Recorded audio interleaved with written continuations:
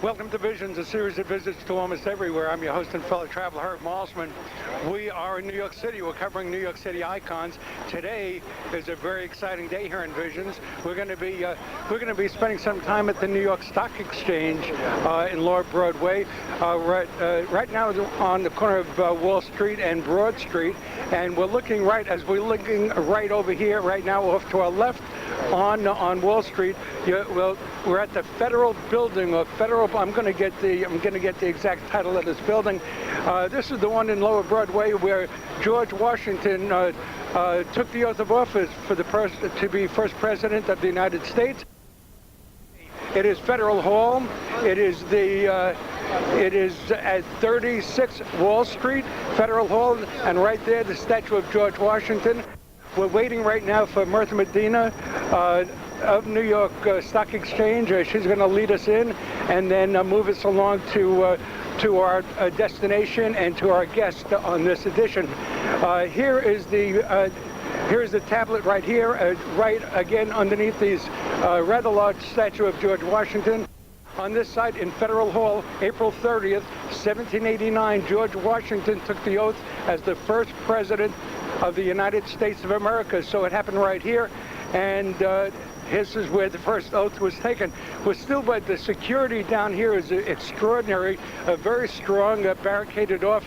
There have been threats in the past, threats of terrorism against New York Stock Exchange. So it's a far different world we live in today. We're going to cut tape right now to conserve a little tape. I understand we're going to be spending some time on the floor, the trading floor. Then we're going to go up for the opening bell. We're going to have to leave the building after the opening bell and then come on back for the closing bell. So we're going to cover the opening bell and the closing bell today on the program. So that's what's happening. It's about 9 a.m. right now. Again, waiting for Mirtha Medina. This is the first time I have been asked to wear a tie to do an interview. That is because a lot of national TV comes through here. People may be taking pictures. Everyone has to be in business attire coming into this building. So with that said, we're going to cut tape. We're going to be back in just a moment. As soon as we go back on, we're going to be inside the building. Again, you're listening to Visions, a series of visits to almost everywhere. Today is December the 1st, 2006. It is a warm day today. It is extraordinarily warm. It's going to be in the 60s, probably upper 60s. Then by sometime this afternoon, mid-afternoon, the rain is going to come. It was some scattered showers this morning. The rain will come later on this afternoon. And then tonight, we're going to have a cold front coming through. It's been snowing in Texas and Oklahoma, across the United States. We're going to get hit tonight, and the temperatures will go down into the 40s, and winter may finally be here this week. So with that said, let's cut tape, and we'll see you inside New York Stock Exchange. Cut tape. We're on the floor right now. I hope you can hear. We're with Mirtha Medina around here.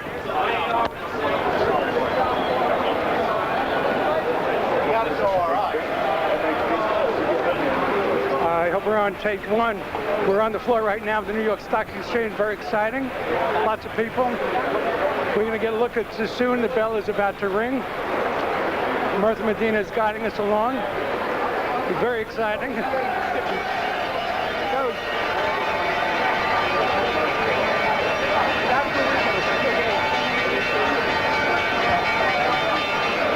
It's 9:30 a.m.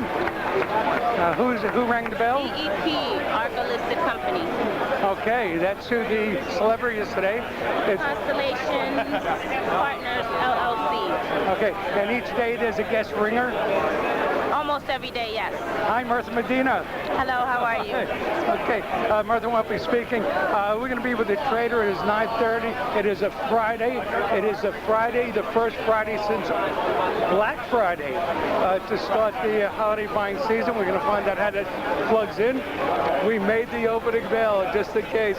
The bell you hear to begin the program just now, to begin this piece after my intro, was the Salvation Army gentleman ringing the bell. I figured that's a tail tale of two bells today, and they're both money bells, as it turns out. Okay, we're just going to cut tape. We're going to wait. I know we have a trader coming that's going to guide us along. The trader will be our guide, and we'll kind of react to the trade. We're going to take a look at the floor. We are on the floor of the New York Stock Exchange. It is 9:31:06 on a Friday morning, December 1st, 2006. Let's cut tape. Okay, we're on, and we're going to get a description of something happening right now.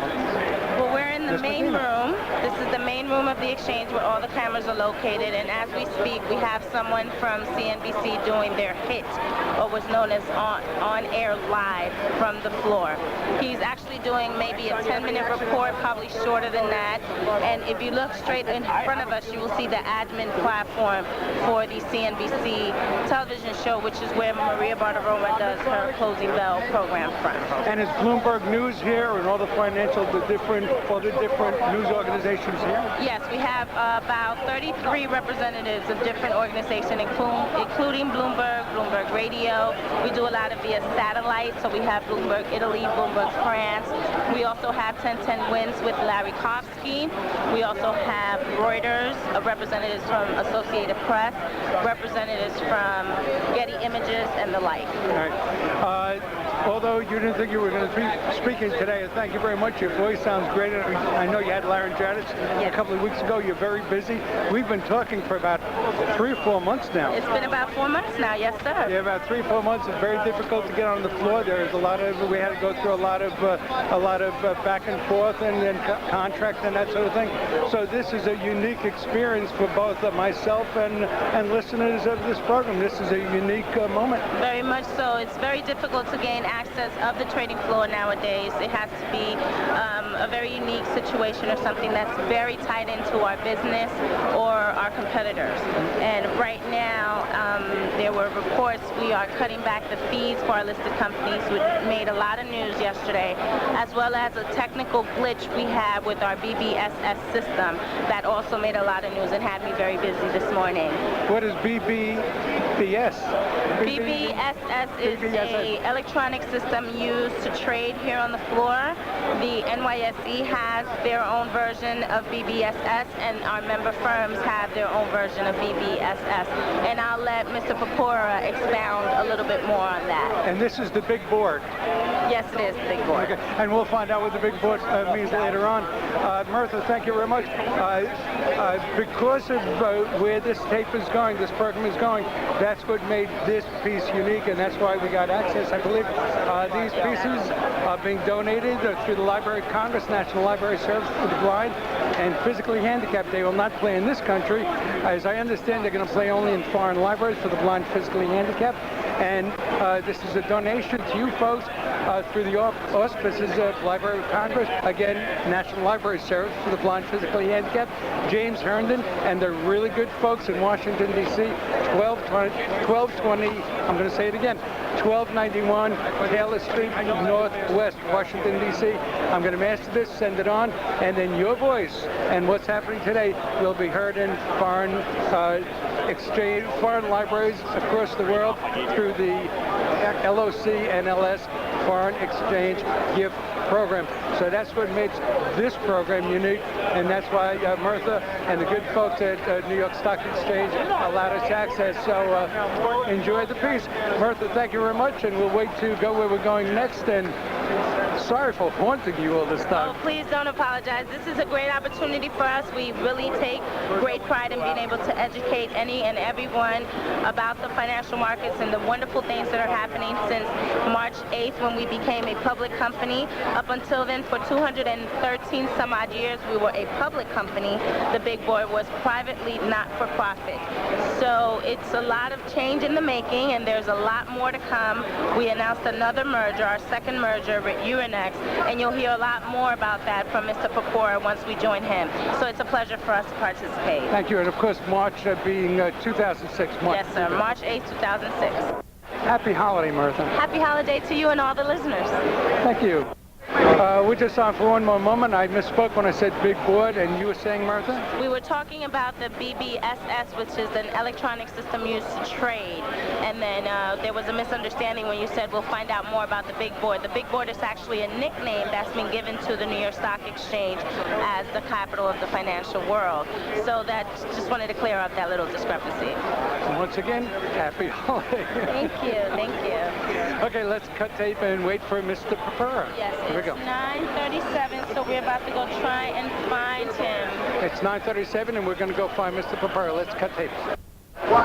We're back on. You're listening to The Visions, a series of visits to almost everywhere. I'm your host and fellow traveler, Herb Mosman. A couple of fun facts, and Martha and I have been going through. She's been giving me a little tour of the rooms.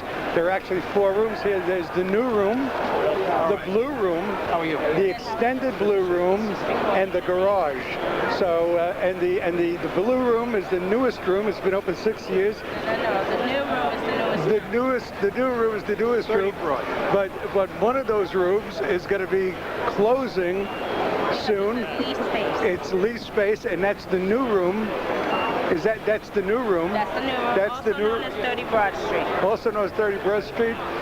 It will be closing. They are only leasing it since they've gone public. They are downsizing a bit over here, and so the new room is going to be closed. So the new room, the blue room, the extended blue room, and the garage. And we're with Stephen Papura. And the first question I want to ask is, how come the garage? Why is it called the garage? Well, actually, the garage was the first new space opened, which was opened in the late 20s, right before the crash of 1929. It was opened in 1928. I guess in December of 1928. So you can draw a conclusion about market tops and when space opens. The reason it's called the garage is that originally was space where the members of the exchange in the late 1800s parked their carriages. So therefore the name garage. So that's how garage comes about. And I know why the blue room and the new room, so now we know it all. Introduce yourself, sir. We're gonna cut for a moment. Let's cut tape. Okay, we're back on. We just set up a couple of ground rules and what we're going to talk about, what we can't speak about. We're not going to be speaking about stocks. We're not going to be giving any tips. There's going to be none of that. This is going to be, we're going to paint the picture of what we're in right now. We're also going to ask number 664 of William O'Neill and Company Incorporated, Stephen P.R. Papura. We're going to ask why the badge such a deal. Well, that's a good question. It was given to me as a gift back in the late 70s when I came down here, when I first came as a broker. And in our business, as a floor broker, we spend our time negotiating.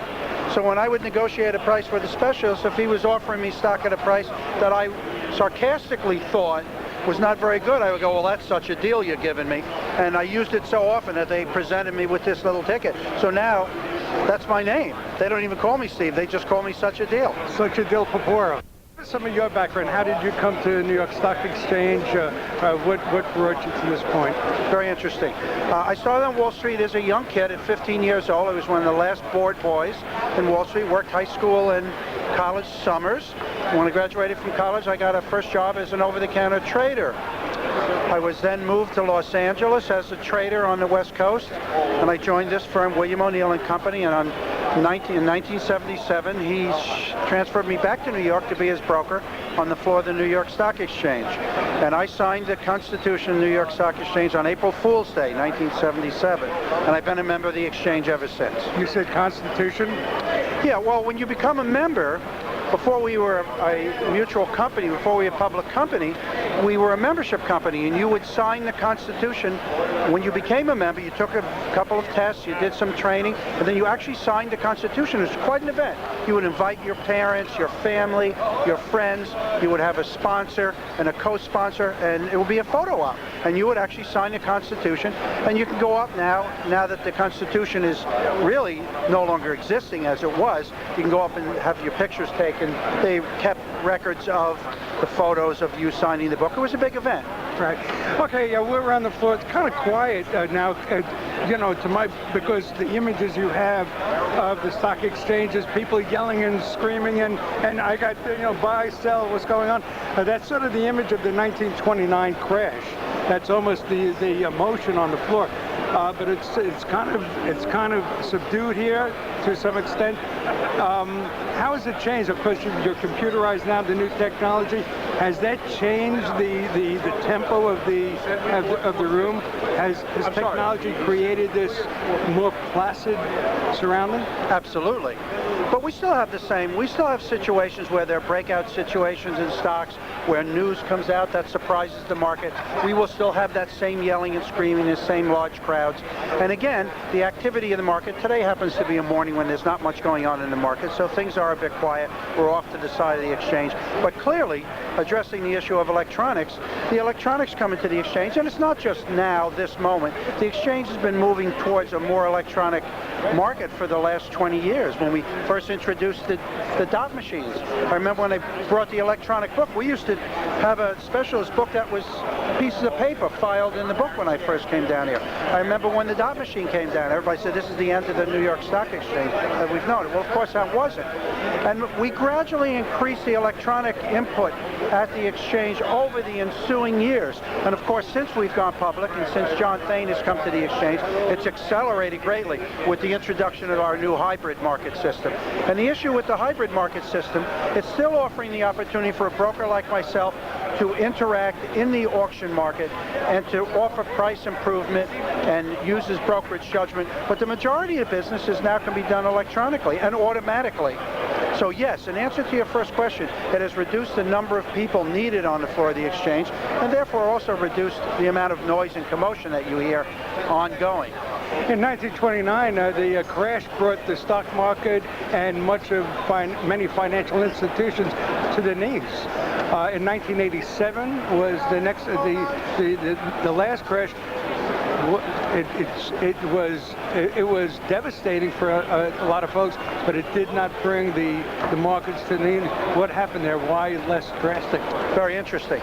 If you look at the crash of 1929, of course, we now know in retrospect that the market was ahead of the rest of the world in acknowledging that we were moving into a depression. And the stock, we crashed in October of 1929, and the market didn't bottom until 1932. And in fact, the low number of the Dow Jones, the all-time low of the Dow Jones Industrial Average was made in 1932. So it took 3 or 4 years to recover. In 1987, it was a devastating crash, but the market moved to new highs in 6 months after that. So you pointed out it was a much less onerous affair. In retrospect, we can see why. In 1929, the stock market and the crash was leading and foreseeing the nation going into a major recession and then depression, the worst in our history. In 1987, the market was due for a correction. In early 87, the market moved to new highs dramatically. It was overbought. It was due for a correction. We have a change in interest rate policy. The market was ready to sell off, but we had a thing called program trading and portfolio insurance, which was a very interesting way for institutions to hedge their positions. Unfortunately, program trading and portfolio insurance got out of control. We could go into that at another time, the dynamics of it. But what happened is that exacerbated that decline on that fateful day in 1987. And we down here thought that day that Wall Street was coming to an end as we have known it. Well, of course, we were wrong. The market quickly rebounded. But that's why there was such a difference. The crash in 87 was not foretelling a major recession and or depression. As goes the world, so goes Wall Street. Or is it as goes Wall Street, so goes the world? It's an interesting question. Now we're looking, I had a debate on this just last night. Does the stock market forecast where the world is going, or does the world tell the stock market where to go? I like to think, and if you look back through history, I like to think that the stock market is a predictive. Stock prices are a predictive instrument.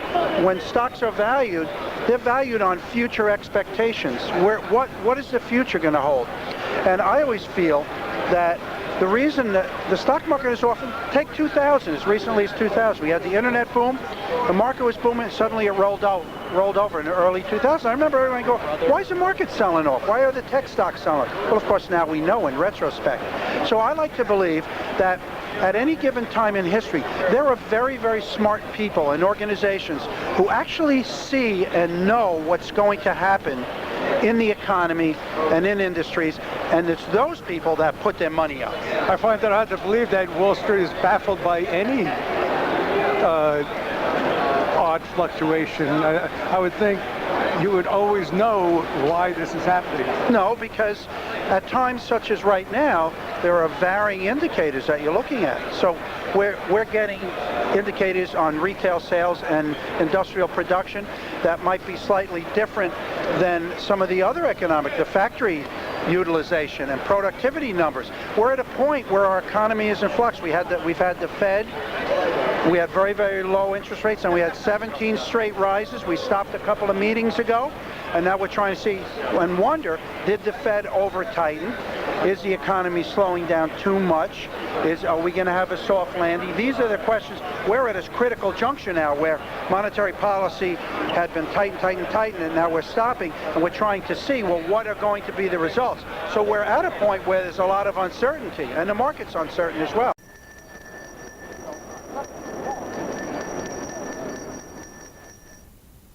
Welcome to Visions, a series of visits to almost everywhere. I'm your host and fellow traveler, Herb Malzman. We are in New York City. We're covering New York City icons. Today is a very exciting day here in Visions. We're going to be spending some time at the New York Stock Exchange in Lower Broadway. Right now on the corner of Wall Street and Broad Street, and we're looking right over here right now off to our left on Wall Street. We're at the Federal Building, or Federal. I'm going to get the exact title of this building. This is the one in Lower Broadway where George Washington took the oath of office. I have been asked to wear a tie to do an interview. That is because a lot of national TV comes through here. People may be taking pictures.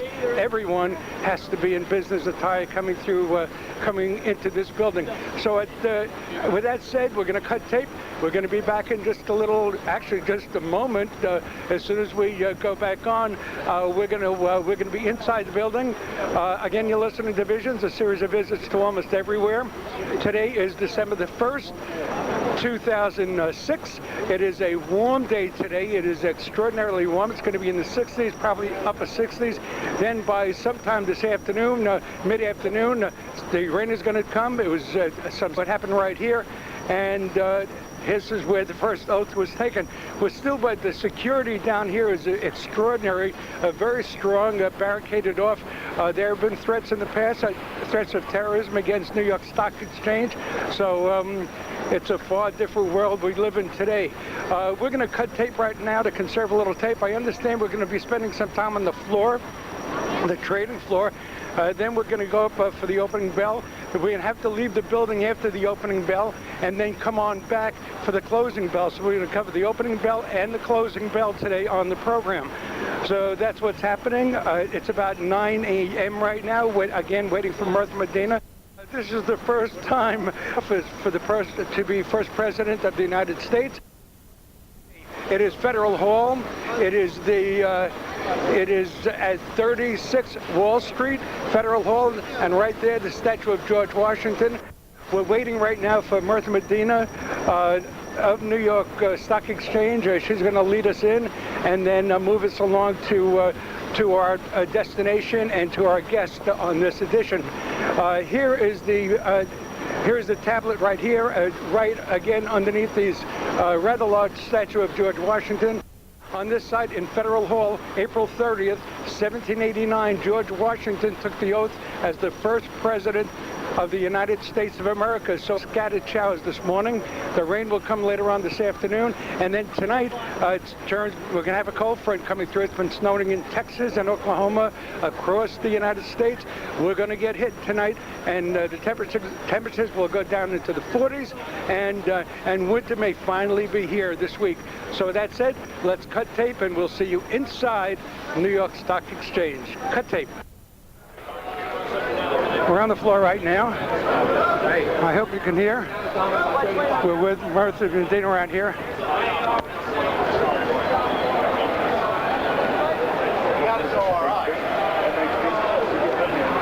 I hope we're on. on take one. We're on the floor right now of the New York Stock